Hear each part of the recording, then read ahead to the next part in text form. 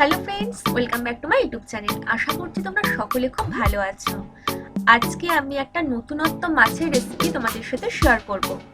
ইংল্যান্ডে খুব কমন এই মাছটা, এটার নাম হচ্ছে হ্যাডক ফিশ। তো আমরা আজকে সেই হ্যাডক ফিশের ফিলেট দিয়ে মাছের তেল ঝাল রান্না করব।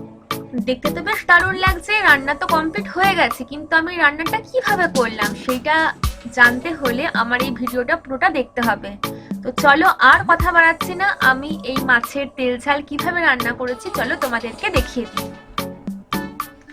কালকে আমরা এই মাছের প্যাকেটটা কিনে নিয়ে এসেছি, এটা কখনো আগে টেস্ট করিনি, ফার্স্ট টাইম আজকে আমরা টেস্ট করব। Boneless Haddock fillet. তো প্যাকেটটাকে কেটে নেব, তারপর 2 পিস মাছ এখান থেকে বের করে নেব।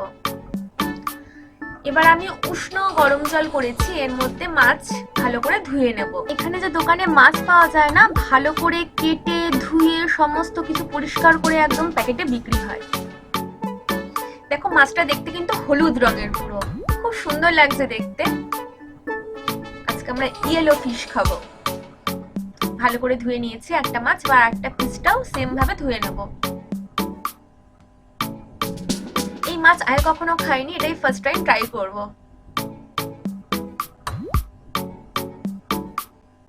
মাছ ধোয়ার কাজ শেষ, এবার এর মধ্যে নুন হলুদ মাখিয়ে নেব।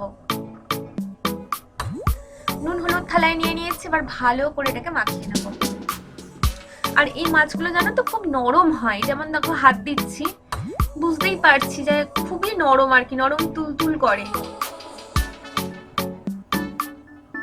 এই মাছটা হয়তো আগে খাইনি, বাট এরকম টাইপের স্যামন মাছ এগুলোও খেয়েছি, ওই রেসিপিও তোমাদের কখনো শেয়ার করব পরে। তো খুব নরম হয় মাছগুলো। এবার আমি এর মধ্যে আটা দিলাম। আটাটা দেওয়ার কারণ হচ্ছে যেহেতু মাছগুলো খুব নরম, ভাজতে গেলে ভেঙে যায়, সেই জন্য আমি আটা মাখিয়ে নিলাম। এবার কড়াইয়ে সর্ষের তেল গরম করে রেখেছিলাম, তার মধ্যে মাছের টুকরোগুলো দিয়ে দিলাম।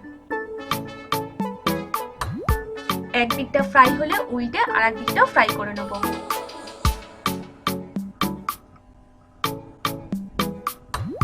দুটো মাছেরই সেম এরকম ভাবে ফ্রাই করে নেব। দেখো মাছ ভালোভাবে ফ্রাই হয়ে গেছে, এবার আমি কড়াই থেকে তুলে রাখলাম। কড়াইয়ে সর্ষের তেল তো দিয়েইছিলাম, অল্প দিয়েছি, তার মধ্যে আমি তেজপাতা দিলাম, গোটা জিরে আর আদা বাটা দিয়ে দিলাম।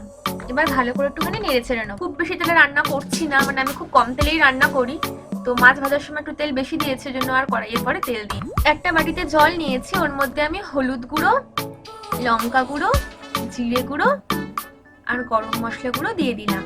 এবার ভালো করে এটাকে মিশিয়ে নেব।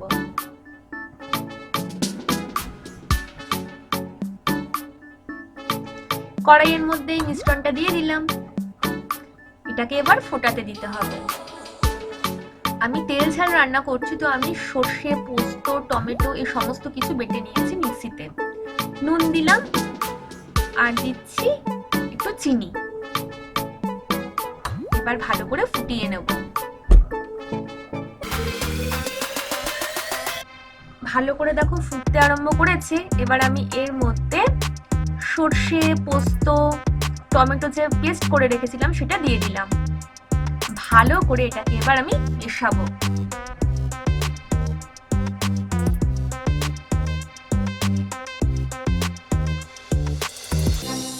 বেশ কিছুক্ষণ এটাকে ফুটিয়ে নিয়েছি।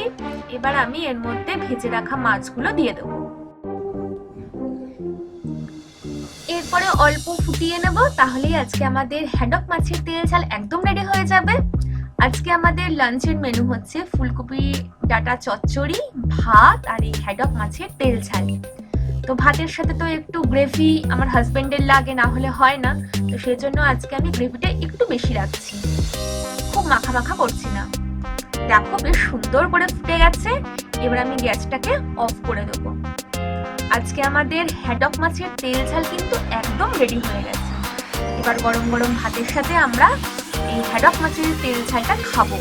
তো খেয়ে তোমাদেরকে নিশ্চয়ই বলবো। অলরেডি আমি মাছ ভাজার সময় একটু টেস্ট করে দেখেছি, টেস্টটা কিন্তু দারুণ। তো তোমরা আজকে নতুনত্ব একটা মাছের রেসিপি দেখলে যদি ভালো লাগে থাকে, তাহলে ছোট্ট করে একটা লাইক করে দিও, আর আমার চ্যানেল সাবস্ক্রাইব করতে কিন্তু ভুলো না। তাহলে চলো আজকের মতো টাটা। তোমরা সকলে খুব ভালো থেকো। আবার নেক্সট দিন অন্য কোনো ভিডিও নিয়ে তোমাদের সাথে দেখা হবে।